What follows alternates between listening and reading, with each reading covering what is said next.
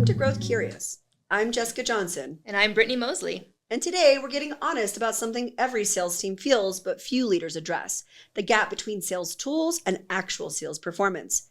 We're living in a golden age of sales software, dashboards, automations, AI assistants, but most companies still aren't hitting their numbers. So what's missing? At Rosie Finch, our method has taught us if your sales tools aren't built around your customer journey, your tech is working harder than your team. Real enablement means alignment between product, process, and people. In this episode, we're digging into the difference between tracking and traction, why software doesn't solve misalignment, and how the best sales leaders we work with build performance from the inside out, not from another platform. If you've ever looked at your numbers and your dashboard and thought, why am I not closing? You're not alone. Let's get into it. I'm very excited. But actually, this one's about a really important topic to us. And I think you have one piece of advice that you screamed out earlier today, but I didn't get the chance to actually get grabbed. What's your biggest piece of advice on this topic? Buying more tech will not solve your sales problems. Please stop doing it. So I shouldn't buy the very expensive Salesforce platform that I'm being pitched. No, I mean, maybe is my answer to that question. The tech should fit into the ecosystem of your customer journey and who you are targeting and what you are trying to build for. Yeah. Salesforce is great for some things. We see people build Salesforce instances that are very custom around things like lending or a very specific process. And I love that for you.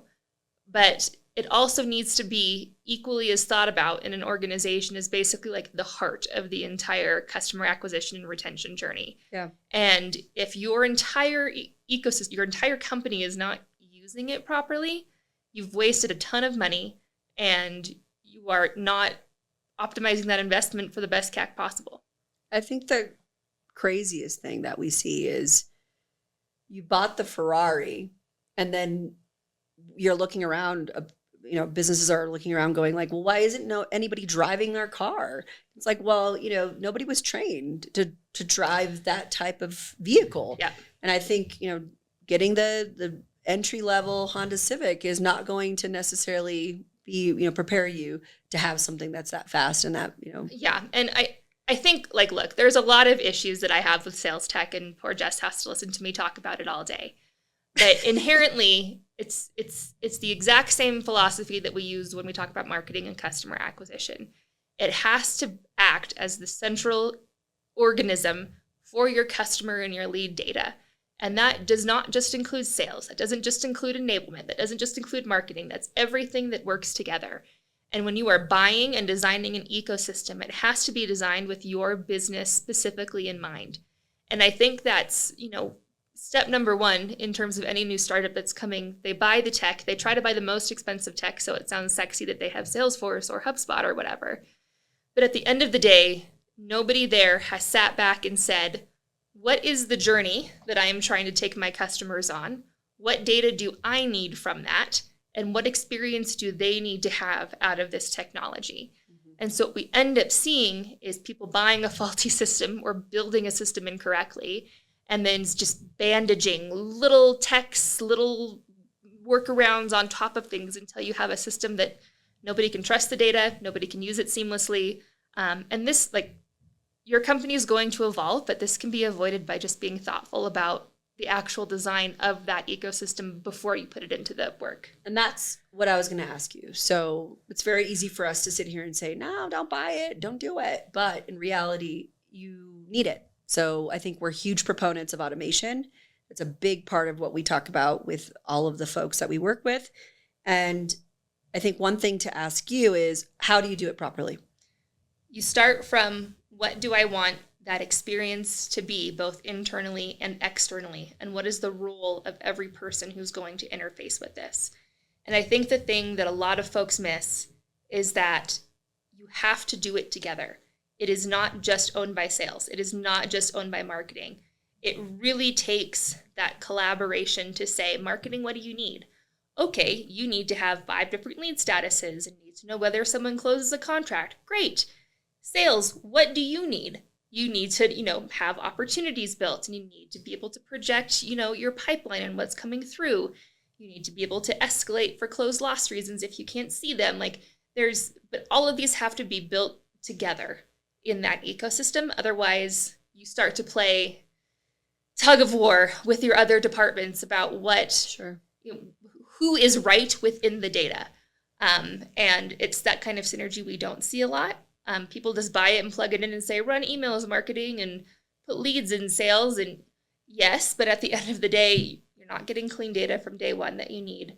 Your customers are having very strange experiences between marketing sending emails and sales sending emails and CX sending emails, and nobody's really thinking about the other end. Sure. And I think one important question to ask is, where do you see that tension in the clients that you're working with? So making that tech decision and that frontline performance, what is often the feeling there? It's usually siloed, and that's one department decides what they need and is told to run with it, and the requirements and the considerations of the other departments who might also need pieces of that are not taken into play until much later in the scoping process or after the system is put in. I'm sure all of us have worked with Salesforce or HubSpot or whatever. Like, they all have partnerships or with consulting firms who go and build these things, but they don't know your business. They're asking you questions to try to understand how you want to build this technology. But love you all, Salesforce and HubSpot consultants. God knows we're one of them. But like, we cannot do it without that equal input from all of those different interfaces. So that's, I would say, the single biggest mistake if you're considering buying a CRM or buying a new piece of technology is, your CRM cost goes into your CAC. You have to use it to try to close leads, to try to retain leads, to nurture, to win back. And if you aren't getting those high return rates from the automations and the technology that you're using, I don't know if it's much better than an Excel spreadsheet. Right. And if you're not using it in all its components, then it's really not worth it. Yeah. What are some of the assumptions that you're still challenging around automation? Yeah. That automation can replace the salesperson, and that salespeople inherently think they need more tools to make that happen for their own journeys. I think we see this a lot when we come into ecosystems, is you have a sales team or a marketing team or really all of the above. I'm not just calling out sales, saying I needed, 5 different versions of a lead list coming in. I need, this external email platform to do this very specific thing for me. I need, 2 different types of text messaging technologies. I don't like my dialer, so we're going to change it every year. And at some point, when you think about the investment that goes in technology, there has to be someone that stops and says, what is the behavior that we are enabling by adding this technology in? Mm-hmm. Are we enabling laziness? Are we enabling, people trying to let the technology do the work versus the human do the work? Because ultimately, especially in B2B sales, especially if you have and feel that your industry really needs an outbound or an inbound sales team, the automation will never replace them. And they need to also know how to have those conversations and use those tools to expand their capacity, but not replace their job. Yeah, and I think it's not thought of enough as a secret weapon. If you're already a really good salesperson and you do a tremendous job building relationships, this ability to pull what's happening in terms of behavior from a lead gen standpoint is super powerful. Yeah. And I think that is what we see. We have a lot of clients who host events, and in the past you couldn't measure it that well. It was really hard. You'd have to go through a manual list. And I think now the fact that your CRM can tell you when they came in, how many more touch points took place, how many more conversations were had, really helps to quantify that human relationship. Yeah. And that becomes, such an instrumental part of the work that brands are doing with their sales team. Yeah. So I think the one big question is, how do great sales leaders use that platform, and what metrics, how do they choose what to ignore in terms of metrics? It's a great question. I honestly would first say this. I think the best salespeople that we run into are the worst at putting their leads into their CRM. Because they're so busy talking and they're so busy building relationships. And honestly, I would rather have that. But when it comes to building a sales pipeline and being very thoughtful and intentional about what stages you're building in your leads and your deals and your opportunities, as a sales leader, what I really like to look for is differences in performance between each of those steps and what is working well and what is not working well when I judge success. Sure. So a great example of this is, let's say we have a sales team coming in or a sales team that's saying all of their marketing leads are bad. And marketing's like, I honestly don't know what to do. This happens a lot. And we look and we see, okay, well, all you did was put those leads into a sequence and nobody responded and nobody made a phone call to try to get those folks. Yeah. Sales, we got to do our job as well, too, to help increase the different types and the frequencies of touch points to help that be successful. Do we need to use the CRM to have a better lead scoring system to be able to help understand how to prioritize? But it's really beginning to ask the behavioral questions and monitor and manage those, what's working and what's not, to be able to optimize towards success. I want to do like a quick story time. I would like to know if you can share like a great example of when sales automation and a CRM and that relationship between sales and marketing worked great. What did it look like? Ooh, good question.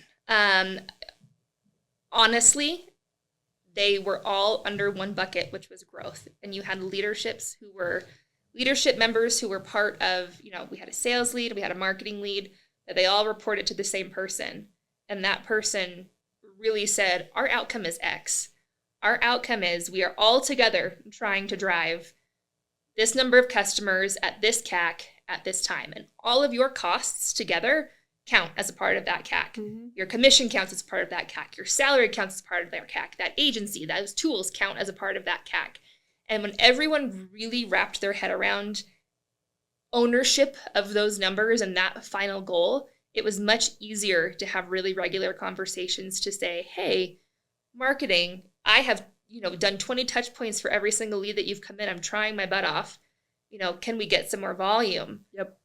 That's a much more constructive conversation than the finger pointing that often happens. Totally. So even if you don't have like a chief growth officer and you still have your CRO and your CMO as the two leaders, those two have to really demonstrate that behavior of we are on the same team towards one goal. And if we're reporting on any other metrics, they don't really matter to the business. Totally. And I think back in the day, there was a lot of brands that didn't have a CRM. Yep. And we had to really work in conjunction with the sales team. And I think the best example that I have to share is working at a giant private bank, the largest in North America, and we didn't have a CRM. And we had marketing campaigns running in all different formats, and we had a really effective sales team. And what made it effective was the ability to meet and be on the same page about those metrics and to be very focused. So marketing and sales being isolated is your kiss of death. Yep. If you bring them together and you can have that marketing leader and that sales team, even a marketing director, marketing manager in the room, really understanding what is going to drive sales results, that is the difference. And that is actually what ends up when you start to get real performance.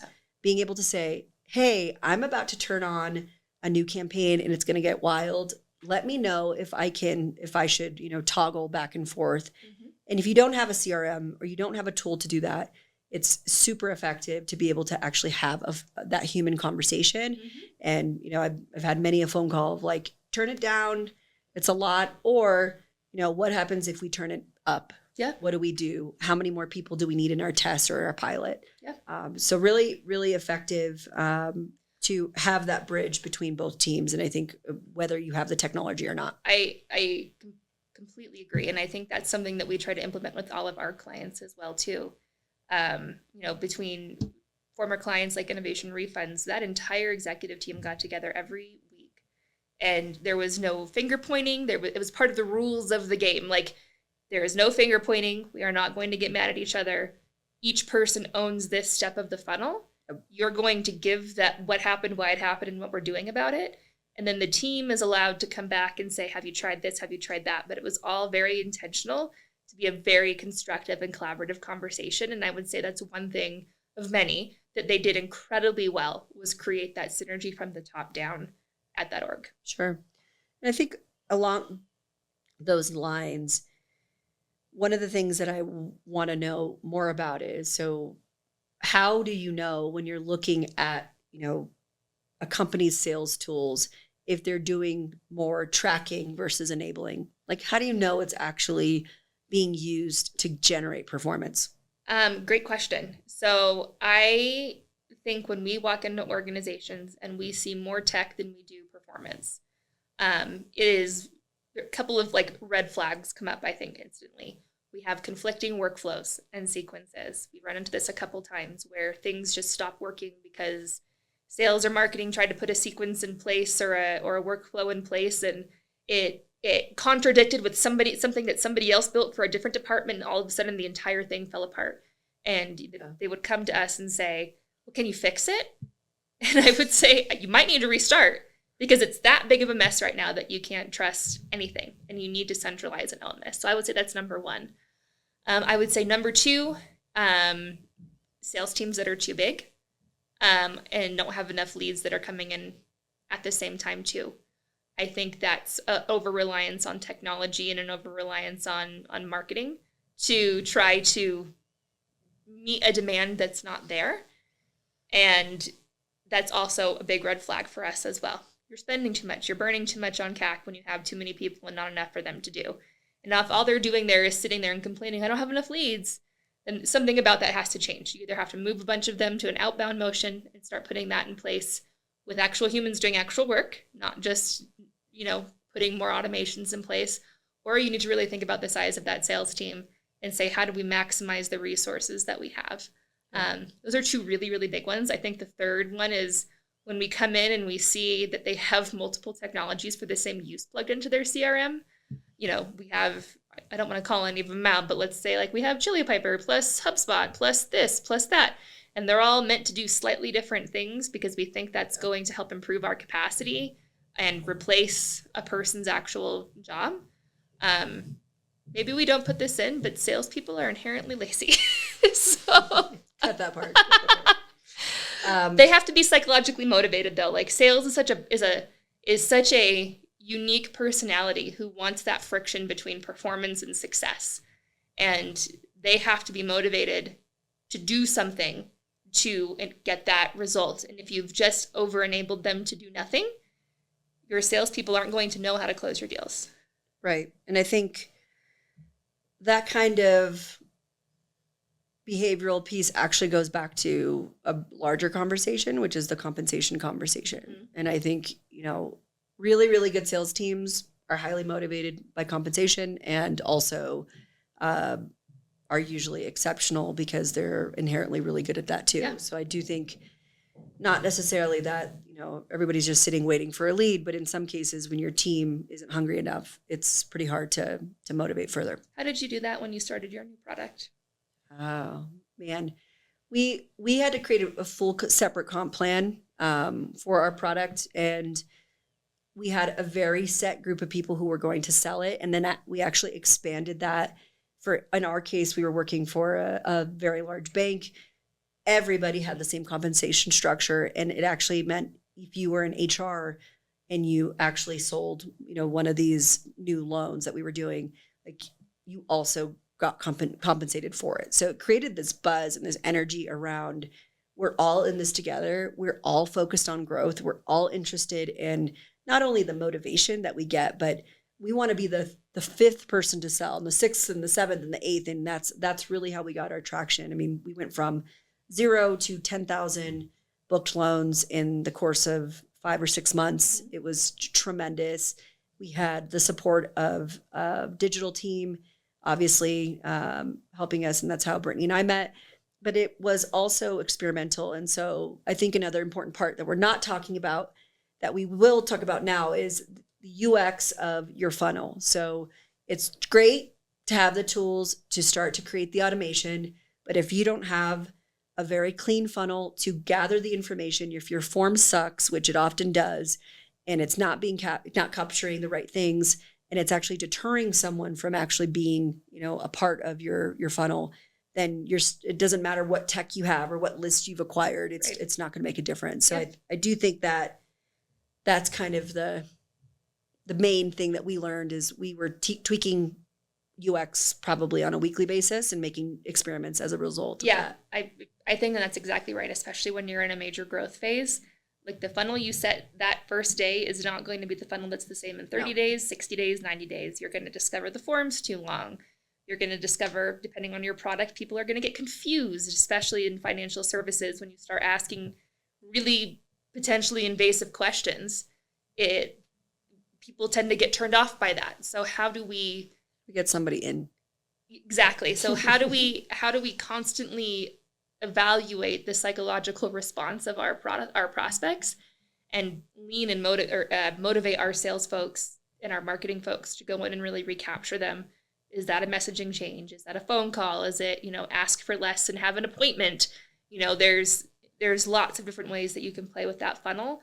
But again, it requires both experimentation, observation, and the ability to have your team be nimble enough to make those changes. Sure. I think my last and final question is going to be, which tool would you remove from 90% of tech stacks? I wanted to end on a tricky one. Guys, stop using Salesforce. It's too expensive. Are you allowed to say that? Here's what I'll say. I will say stop paying for something extra that may already exist in your stack and really evaluate and try to use those things first. I think one huge thing we see is people adding on additional third-party email tools in addition to Marketing Cloud, Marketo, HubSpot, whatever, and you just don't need them. If your data and your ability to craft sequences and workflows is clean enough, it's really an unnecessary expense, in my opinion. I don't know what mine is. I think it's not a specific tool. I think it's don't buy a tool if you don't have a good partner to help you with implementation. And I'm not saying, that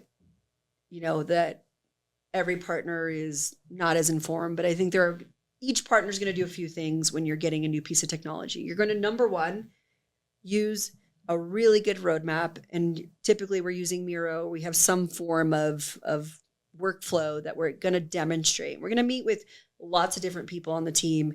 We're going to do a bunch of interviews. We're going to really understand what is the actual user experience or the customer journey that we're really working towards. Then that helps us sort of map out, okay, as at a baseline, how is the tool going to be used and what really are the capabilities that are needed. We always look at technology from the standpoint of how much does it cost you and what can we get out of it. Yeah. We're always looking at the ROI. What is the ROI of the implementation of a new tool? How much time does it take to pay it back? Mm-hmm. I mean, all that analysis is a huge part of the work that we do, the work that we aid customers in. But even if it's not us, that's what your consultant and your strategic partner should be doing. Yep. And really help you understand. They should also not be pushing their own copy and paste strategy, which is something we've seen, and it's tremendously painful when you don't get that personal customization for your particular situation. And I think each company is going to have its own situation, and that is the get rid of anything that doesn't feel really authentic in that way and doesn't feel personally yours. Yeah. And on that note, we're done. We're done. Thanks for joining. Stay growth curious.